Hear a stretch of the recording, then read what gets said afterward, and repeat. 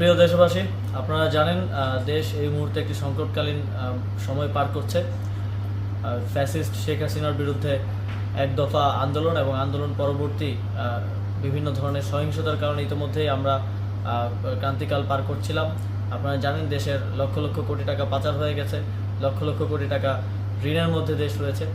এই মুহূর্তে আমরা দেশের দায়িত্ব নিয়েছি, কিন্তু 15 দিনের মাথায় একটি বড় প্রাকৃতিক এবং একই সাথে মানবসৃষ্ট দুর্যোগের মুখোমুখি আমরা হয়েছি। ডম্বুর গেট খুলে দেওয়ার ফলে বাংলাদেশে হঠাৎ ফ্ল্যাশ ফ্লাডের আকারে সেটি ফেনী, কুমিল্লা, নোয়াখালী সহ দেশের প্রায় 10টিরও উপরে জেলায় আঘাত হানে।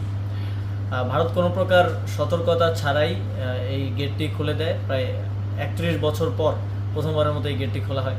তো আমরা উদ্বেগ প্রকাশ করছি এবং একই সাথে সারা দেশের সকলকে জাতীয় ঐক্য গঠন করে এই সংকট মোকাবেলায় এগিয়ে আসার আহ্বান জানাচ্ছি। ঠিক যেভাবে ফ্যাসিস্ট সরকারের বিরুদ্ধে আমরা জাতীয়ভাবে সবাই ঐক্যবদ্ধ হয়ে লড়াই করেছিলাম, ঠিক একইভাবে দেশের জনগণকে যার যার জায়গা থেকে লজিস্টিক সাপোর্ট দিয়ে এই বন্যার্তদের পাশে দাঁড়ানোর আহ্বান জানাচ্ছি।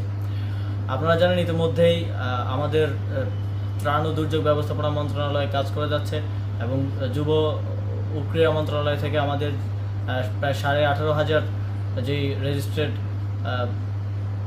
যুব সংগঠন আছে তাদেরকে আমরা নির্দেশনা দিয়েছি তারা যেন বন্যার্তদের পাশে দাঁড়ায়। একই সাথে বৈষম্যবিরোধী ছাত্র আন্দোলনের সমন্বয়কেরা ত্রাণ সংগ্রহ করছেন টিএসসিতে এবং প্রায় 50টি বোট তারা বন্যা দুর্গত এলাকায় পাঠিয়েছেন উদ্ধার কার্যের জন্য এবং আরও 200টি বোট আজকে যাওয়ার কথা।